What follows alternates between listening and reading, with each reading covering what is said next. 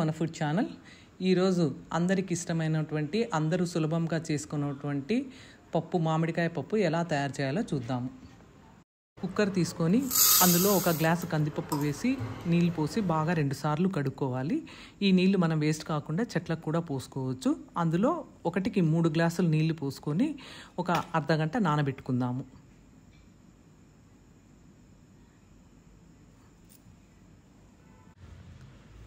మామిడికాయలను తీసుకునేసి చివర్లో కట్ చేసేసి మనము తొక్క అంతా బాగా తీసి పెట్టుకోవాలి. అవి చిన్న చిన్న ముక్కలుగా కట్ చేసి పెట్టుకోవాలి. మనము టెంకను కూడా మనము ఈ పప్పులో వేసుకుంటాము. ఈ టెంకతో వేసుకొని పప్పులో వేసుకుంటేనే మనకు చాలా రుచిగా ఉంటుంది. ఇప్పుడు 2 పెద్ద సైజు ఉల్లిపాయ ముక్కలను కూడా పెద్ద పెద్ద ముక్కలుగా కట్ చేసుకోవాలి.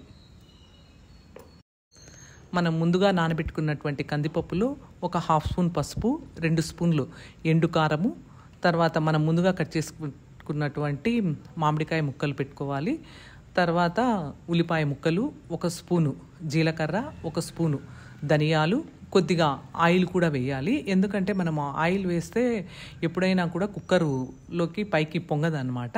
కాబట్టి ఇవన్నీ వేసేసి మనము మూత పెట్టేసుకోవాలి. కుక్కర్ 3 విజిల్స్ వచ్చేంత వరకు మనము ఉంచాలి. తర్వాత చల్లారిన తర్వాత బాగా ప్రెషర్ పోయిన తర్వాత మూత తీయాలి. ఇప్పుడు చూడండి, పప్పు బాగా మెత్తగా ఉడికింది. మధ్యలో బౌల్లో ఉన్నటువంటి మామిడికాయ గుజ్జును కూడా అంతా దానిలోకి వేసి మనము కలుపుకోవాలి. మనము రుచికి సరిపడా ఉప్పు వేసుకోవాలి. ఇప్పుడు పప్పు గుత్తి తీసుకొని మనం అంతా కూడా బాగా మెత్తగా కలుపుకోవాలి. మనము పప్పు గుత్తితో బాగా మెత్తగా ఎనుపుకోవాలి. మనకు ఇంతకుముందు అయితే వేసవి కాలంలోనే మనకు మామిడికాయలు దొరికేవి. ఇప్పుడు సీజన్తో సంబంధం లేకుండా ఎప్పుడు దొరుకుతున్నాయి. కాబట్టి మనం ఎప్పుడు కావాలంటే అప్పుడు రుచిగా ఈ పప్పు ఇలా చేసుకోవచ్చు. మనం ఇలా పప్పు గుత్తితోనే బాగా నిదానంగా మెత్తగా కలుపుకోవాలి. ఇప్పుడు పప్పు తయారైంది. మనం ఇప్పుడు తిరువాత పెట్టుకుందాము.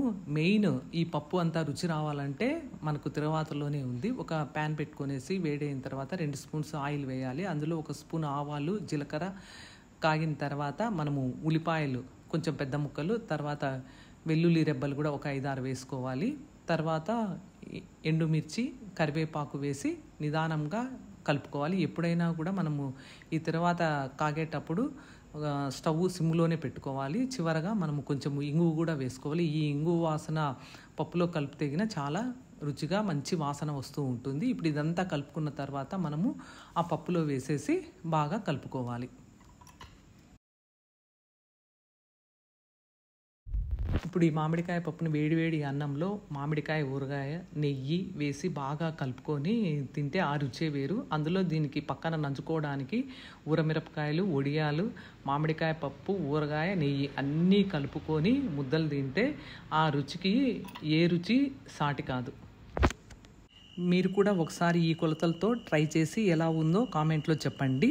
మీకు నచ్చితే లైక్ చేయండి, అలాగే షేర్ చేయండి. కొత్తగా చూస్తున్న వారైతే సబ్స్క్రైబ్ చేయండి. Thanks for watching. నెక్స్ట్ వీడియోలో కలుద్దాం.